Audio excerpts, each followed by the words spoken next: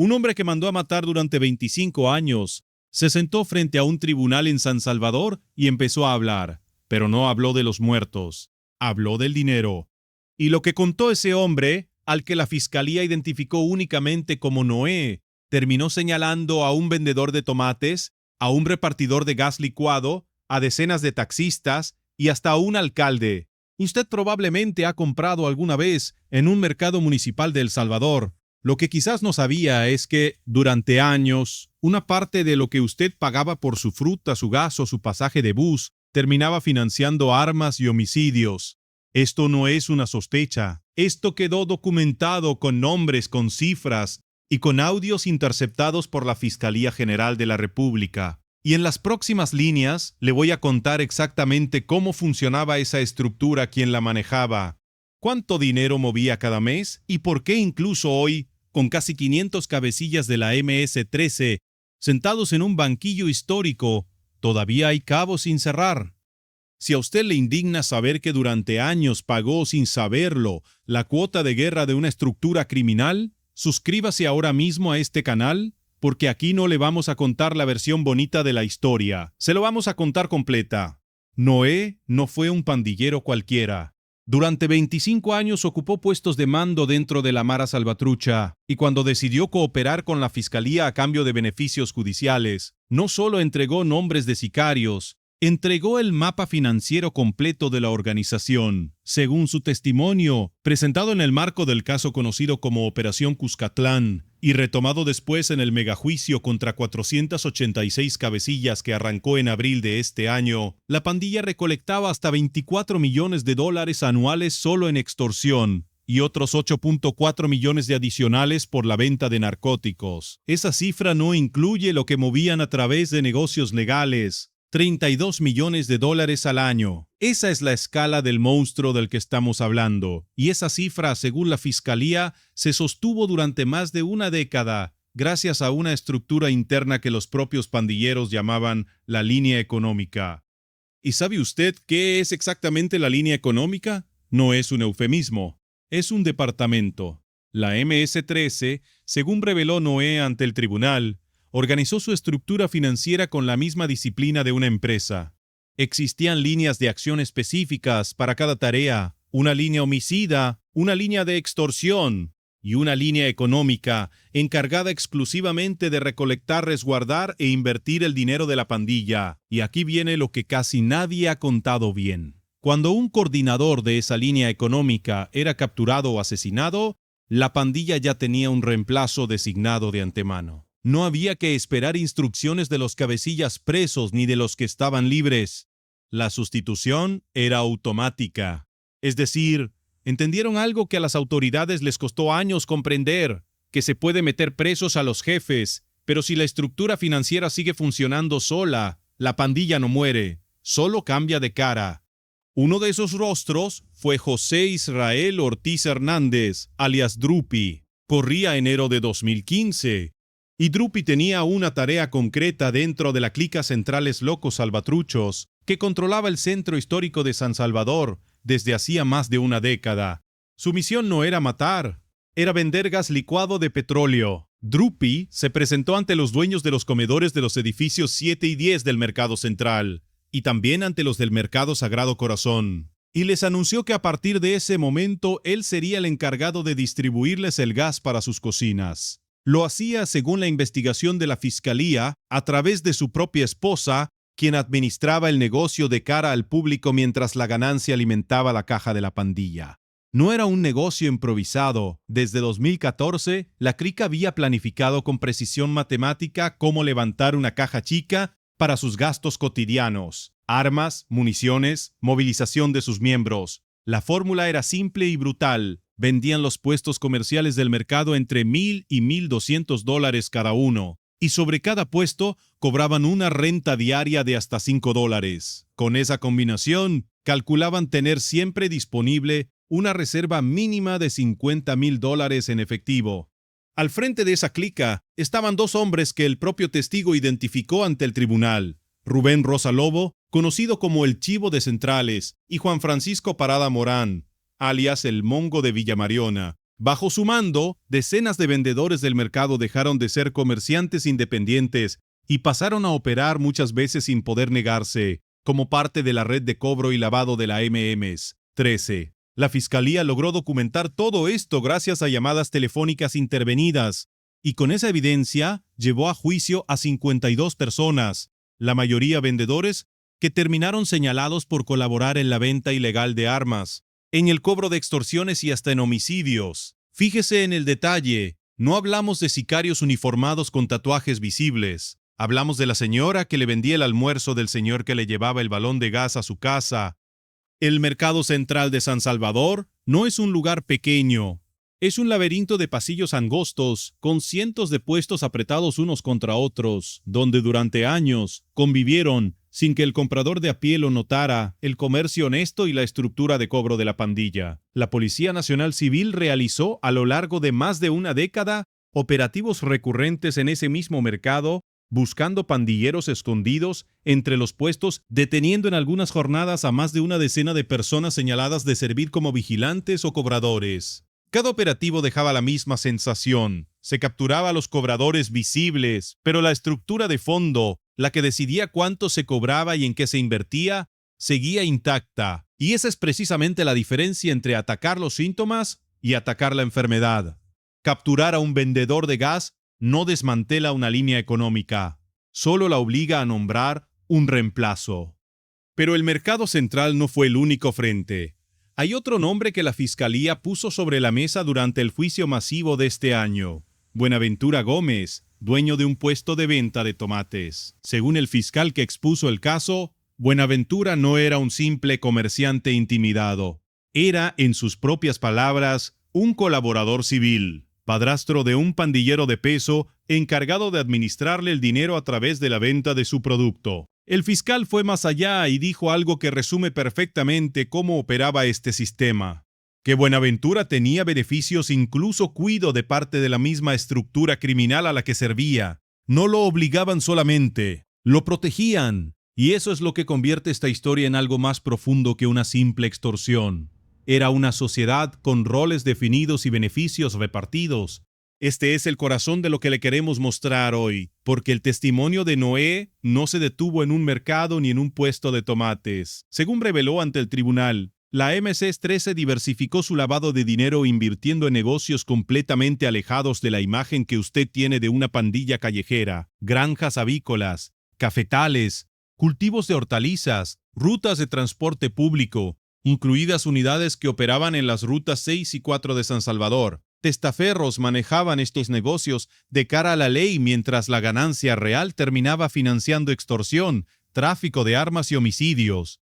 En 2016, una operación policial bautizada como Jaque golpeó parte de esta red: 94 pandilleros y colaboradores detenidos en 11 de los 14 departamentos del país. Hoteles, moteles, restaurantes, talleres automotrices y ranchos de playa por más de $1 millón intervenidos. $34,000 en efectivo decomisados y 34 cuentas bancarias congeladas. Apenas 8 años después, en 2023, el Estado terminó de traspasar parte de esos bienes, incluidos vehículos y una cuenta con casi $12,000, al Consejo Nacional de Administración de Bienes. Deténgase un segundo en la lista que acabamos de leerle, porque ahí está la verdadera magnitud del problema. Una granja avícola no levanta sospechas. Un cafetal, mucho menos. Es culturalmente uno de los símbolos más limpios de la economía salvadoreña.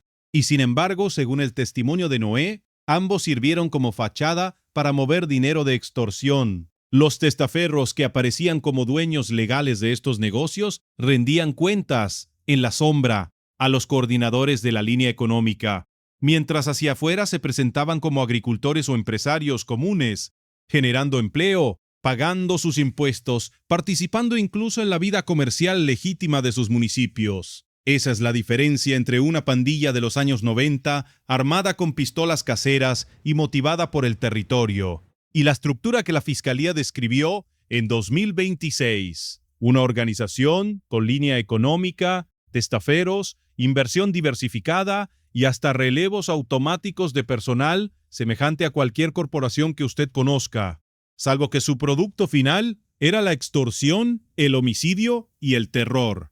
Pero hay una capa más, y es la que más indignación generó en la sala del tribunal. Noé aseguró que el dinero de la pandilla no se quedó únicamente en manos de comerciantes y testaferros. Llegó también a políticos. Según su declaración, al menos 2 miembros de la antigua estructura conocida como los Perrones entregaron dinero a Herbert Saca, primo y jefe de campaña del expresidente Antonio Saca, del partido Arena. Y en el juicio de la Operación Cuscatlán, Noé fue todavía más lejos. Acusó al entonces presidente de la Asamblea Legislativa, Norman Quijano, de haber ofrecido $1.000.000 a cambio de votos, y señaló directamente al entonces alcalde de San Salvador, Ernesto Muysont, de haber entregado $69.000 a jefes pandilleros para asegurar votos en las elecciones legislativas y municipales de 2015. Muysont lo negó, Quijano lo negó, pero el propio presidente Bukele exigió públicamente que ambos fueran investigados. Y aquí no hablamos solo de un partido.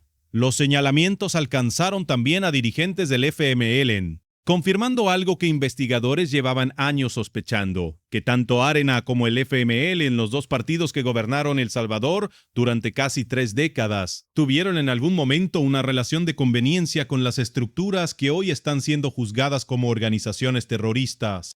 ¿Y usted se pregunta qué pasó con toda esta red después de que Noé habló?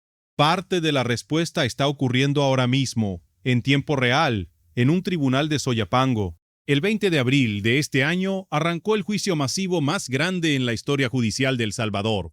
486 presuntos cabecillas de la MS-13, entre ellos fundadores históricos de la pandilla, sentados frente al Tribunal Sexto contra el Crimen Organizado. La Fiscalía les atribuye 47.000 delitos cometidos entre 2012 y 2022, de los cuales 29.000 son homicidios. Entre los hechos más graves que se han presentado como prueba está la orden de asesinar a 87 personas en un solo fin de semana de marzo de 2022. El episodio que llevó a Bukele a declarar el régimen de excepción que hoy mantiene a más de 91.000 personas detenidas. Durante las audiencias, la Fiscalía ha reproducido decenas de audios interceptados, entre ellos una llamada de abril de 2016 en la que los cabecillas discutían cómo distribuir cerca de $500.000 recolectados en extorsión, dinero destinado, según se escucha en la grabación, a comprar municiones, vehículos y a entrenar a nuevos miembros en el manejo de armas.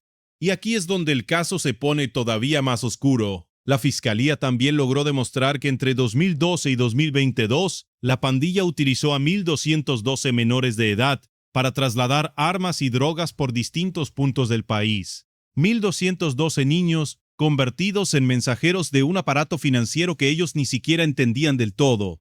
El fiscal adjunto contra el crimen organizado, Max Muñoz, lo resumió frente al tribunal con una frase que vale la pena repetir, que la MS-13 no fue nunca una simple pandilla callejera, sino una estructura que se alzó en armas contra la población salvadoreña, con el objetivo de construir un poder paralelo al del propio Estado. ¿Y qué pasó con los rostros visibles de esta historia? Drupi, el vendedor de gas, terminó procesado junto a otros 51 acusados en el caso del Mercado Central. El Chivo de Centrales y el Mongo de Villa Mariona, señalados como líderes de la clica, enfrentaron cargos que en el marco del régimen de excepción y las reformas legales impulsadas por Bukele hoy pueden significar décadas de prisión, muchas de ellas cumplidas en el Centro de Confinamiento del Terrorismo, el CECOT, donde ya están recluidos más de 250 de los procesados en el megajuicio actual. El contraste no podría ser más brutal. Hombres que alguna vez controlaron mercados enteros, que decidían quién vendía y quién pagaba renta, hoy están reducidos a un número dentro de una celda colectiva, sin acceso a visitas, sin televisión, sin el poder que alguna vez ejercieron sobre un puesto de tomates o un tanque de gas. Piense por un momento en los verdaderos afectados de esta historia. No son solo las víctimas de homicidio, aunque esas cifras 29.000 solo en una década ya son suficientes para quitarle el sueño a cualquiera. Son también los comerciantes honestos del Mercado Central, que durante años tuvieron que pagar renta simplemente por tener un puesto, sabiendo que ese dinero terminaba comprando armas, Son las familias que dependían del transporte público de las rutas 6 y 4, sin saber que detrás de esas unidades había testaferros de la pandilla. Son incluso los votantes de las elecciones de 2015, cuyo voto, según el propio testimonio de Noé, pudo haber sido comprado con dinero de extorsión. El daño de una estructura como esta no se mide solamente en cadáveres, se mide en instituciones corroídas, en mercados capturados, en elecciones contaminadas. Piense también en algo que casi nunca se menciona en estas historias: los comerciantes que se negaron a colaborar. No todos los vendedores del mercado central aceptaron convertirse en testaferros o cobradores. Muchos simplemente pagaron la renta en silencio durante años. Cerraron sus negocios cuando ya no pudieron sostener el peso de la extorsión, o migraron hacia otros mercados con la esperanza de escapar del control territorial de la clica. Esas historias no aparecen en los expedientes judiciales con nombre y apellido, porque quienes las vivieron prefirieron el silencio antes que convertirse en el próximo testigo protegido. Y esa es quizás la cara más silenciosa de todo este entramado financiero, la de miles de pequeños comerciantes salvadoreños que durante años trabajaron sabiendo que una parte de su esfuerzo diario terminaba sin que ellos lo decidieran, financiando armas para la misma estructura que los extorsionaba. Y aquí está lo que cambió estructuralmente, lo que permitió que hombres como Noé terminaran hablando frente a un tribunal en lugar de seguir operando en las sombras. El régimen de excepción eliminó el margen de maniobra que la pandilla tenía para reorganizarse tras cada captura. La reforma legal que permite juicios masivos contra estructuras completas, y no solo contra individuos aislados, hizo posible sentar a 486 personas al mismo tiempo frente a un tribunal, algo que hace apenas una década hubiera sido impensable en El Salvador. Aunque este capítulo del juicio avanza hacia su recta final, todavía hay cabos sueltos que no se han jalado del todo, nombres de políticos que niegan haber recibido dinero, negocios que quizás todavía operan bajo testaferros no identificados. Y la pregunta de fondo, que ningún fiscal ha respondido completamente: ¿cuánto de ese dinero de la línea económica sigue circulando hoy escondido en negocios que parecen absolutamente honestos? Esta historia le importa más allá del caso de Noé o del mercado central, porque le muestra algo que pocas veces se cuenta con esta claridad: que una estructura criminal no sobrevive solo con armas y sicarios. Sobrevive porque logra infiltrarse en la economía cotidiana de un país, en el mercado donde usted compra, en el transporte que usted toma, en el partido político por el que usted vota. Y la pregunta que le dejamos hoy es la que la Fiscalía todavía está tratando de responder en ese tribunal de Soyapango. Si lograron esconder $32 millones al año durante más de una década dentro de negocios legales, ¿cuánto de esa infraestructura financiera sigue intacta, esperando el momento de reactivarse? Si esta historia le abrió los ojos sobre cómo opera realmente el dinero de las pandillas en El Salvador, hay otro documental en este canal que tiene que ver, porque ahí le contamos qué pasó con los abogados que durante años sacaron asesinos de la cárcel usando exactamente esta misma lógica de infiltración. Y antes de cerrar, permítame decirlo con toda claridad, porque hay cosas que no se pueden suavizar. Lo que Noé describió ante ese tribunal no es un capítulo cerrado del pasado de El Salvador, es un manual de operación que, con nombres distintos y negocios distintos, puede estar repitiéndose hoy mismo en algún otro mercado, en alguna otra granja, en alguna otra alcaldía. El régimen de excepción logró desarticular la violencia visible de la pandilla en las calles, y eso es innegable. Pero el testimonio que hoy le trajimos demuestra que la parte más peligrosa de una estructura criminal nunca fue el sicario con el arma, fue el contador silencioso que decidía dónde invertir el dinero de esa arma. Y esa pregunta, la de cuántos contadores silenciosos siguen operando sin haber sido descubiertos todavía, es la que este canal va a seguir investigando. Suscríbase, porque aquí no le vamos a mostrar solamente las capturas, le vamos a mostrar el sistema completo.